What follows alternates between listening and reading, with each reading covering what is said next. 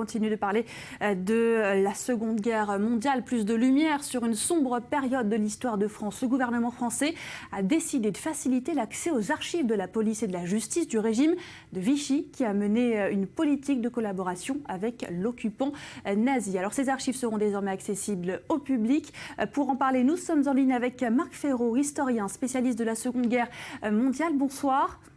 Bonsoir. Alors vous êtes l'auteur de l'ouvrage Pétain. Tout d'abord, quel type de documents sont concernés? Vous savez, des documents sur Vichy, on en trouve constamment, puisque sur Pétain, simplement, on en a retrouvé il y a 1 an ou 2. Donc il se peut qu'on découvre aux archives de Vichy des textes qu'on n'a pas encore décelés. Mais, ce qu'il faut dire, c'est que des livres sur Vichy, le gouvernement, la collaboration des Juifs, la technocratie, etc., les procès, il y en a eu tellement et bien fait depuis une trentaine d'années que je doute qu'on trouve des révélations autres de détails. Par contre, il y a 2 problèmes qu'on ne traite jamais, et pourtant ils le méritent. On parle toujours de Vichy, mais on ne parle jamais des Allemands. Il n'y a pas un grand livre sur les Allemands en France pendant les 4 ans de l'occupation. Et c'est quand même quelque chose d'essentiel. Qu'est-ce qu'on pourrait apprendre sur les Allemands? Comment? Qu'est-ce qu'on pourrait apprendre sur les Allemands, vous... Eh bien, les archives de Vichy peuvent nous dire, si on n'a pas vu tous les dossiers, comment ils se comportaient à Bordeaux, à Lille ou à Paris, la différence, etc., entre leur comportement en 40 et en 44. Bref, une étude systématique du comportement des Allemands occupant la France en partie, c'est quelque chose qu'on n'a jamais fait vraiment, n'est-ce pas? On s'est tellement polarisé sur la responsabilité de Vichy dans la collaboration ou dans la déportation des Juifs, ou d'autres problèmes encore, qu'on a laissé tomber l'essentiel. Moi qui étais jeune homme à l'époque, pour l'époque, ce qui comptait, c'était pas Vichy, c'était les Allemands.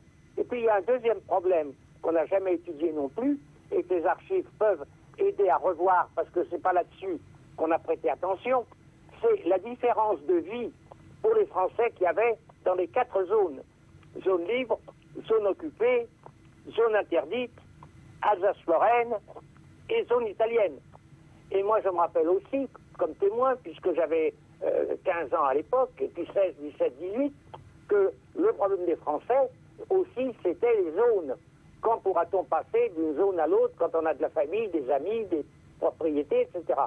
Ces 2 problèmes, la différence de vie dans les différentes zones, d'une part, et les Allemands en France pendant l'époque, voilà 2 thèmes qu'on devrait pouvoir étudier s'il y a de nouvelles archives qui sont ouvertes. Alors ce sont des historiens comme vous qui vont étudier ces nouvelles archives. Qu'est-ce que ça va changer pour le grand public?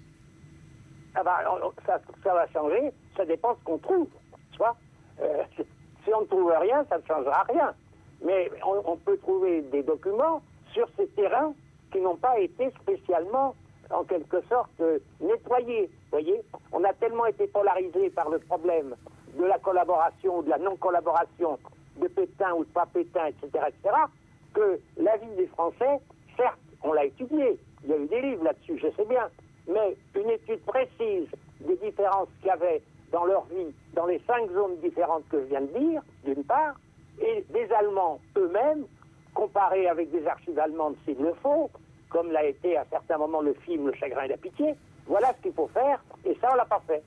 Marc Fesneau, merci pour ces précisions.